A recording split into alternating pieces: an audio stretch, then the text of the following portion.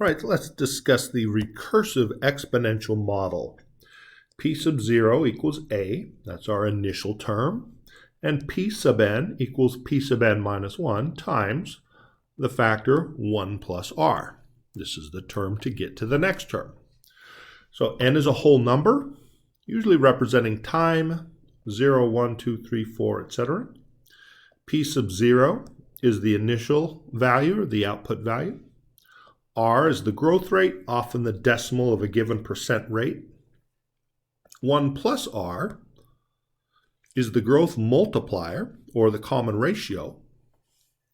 P sub n minus 1 is the output at time n minus 1. This piece right here. It's the current or the previous value. And P sub n is the output at time n. Think of that as the next value.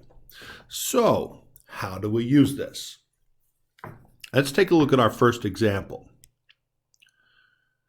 P sub 0 equals 1, and P sub n equals 3 times P sub n minus 1.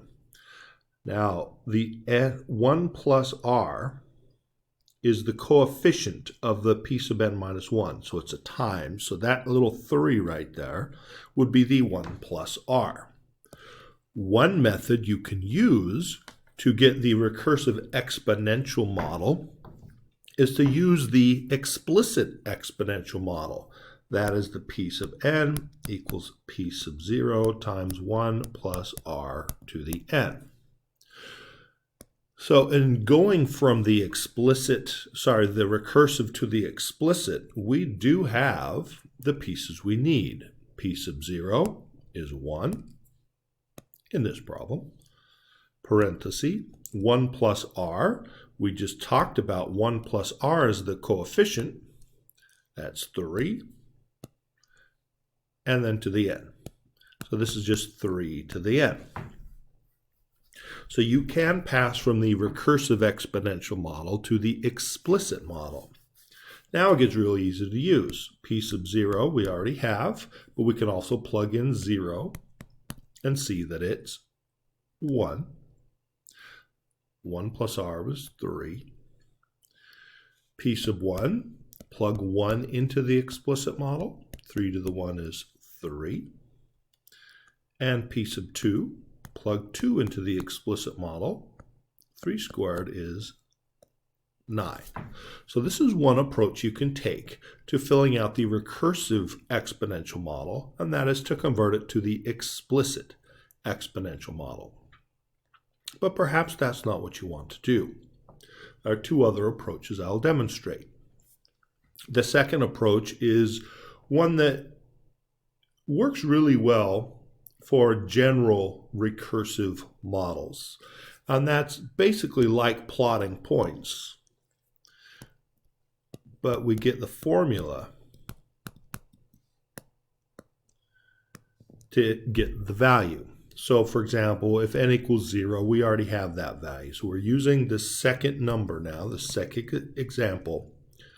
P sub 0 is 32. Next one up, 1. So if I were to plug in 1 into this formula,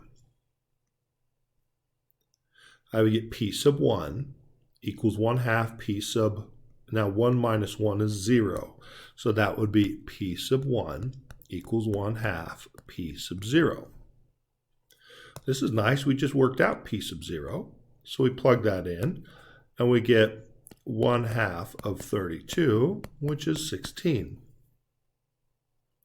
So for this next one, we have P sub 0 was 32. P sub 1 is 16. And what we're using again is a slightly different way to do this. So for the second term, the formula, we think plug in 2 now. And we get P sub 2 equals 1/2 P sub, and in here, plugging in 2 minus 1 is 1. Well, that's nice because we know what P sub 1 is. We just worked it out. So we plug that in. We get 1/2 times 16, which is 8. So another approach to filling out recursive values is basically like plotting points. Pick the term number, work out the formula from the recursive definition, and then evaluate that formula. For this one, the 1 plus r, again, is the coefficient. That's just 1/2. And there's one other approach that relies on the answer button on your calculator. Let's first off get this 1 plus r is -2. All right, so if you don't have an answer button, clearly this is not your technique, but many of you do. Answer button on this calculator is right here. Start off by entering the first term, -4. Enter that into your calculator, -4, enter. And now for the recursive definition, the p sub n equals, you write the right side, but anywhere you see the p sub n minus 1, you'd replace it with the answer button on your calculator. So this would be -2, answer button. So instead of -2 p sub n minus 1,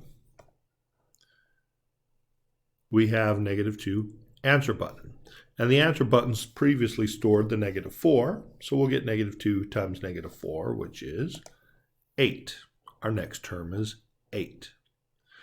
By doing the answer button in this approach, if I hit enter, it'll do the same thing again, which is -2 times the answer. But now the answer is 8. So we can continue this process and work out the terms of the recursive definition. So we have -4, 8, -16, and with this calculator approach, you can very quickly just keep the recursion going. Okay, that's a nice backup approach for a lot of students. They use this to verify their answer using one of the other techniques. All right, your turn. Go ahead and pause the video and fill out these last 3 examples. Okay, you should get, for this next one, 10, 3, 30, 300. The next one is 1/10, 50, 5, 0.5, or you could use 1/2. And the final one, the coefficient is 1, the 1 plus r, and it's 2.5, 2.5, 2.5, an example of a constant sequence. All right, I hope this helps.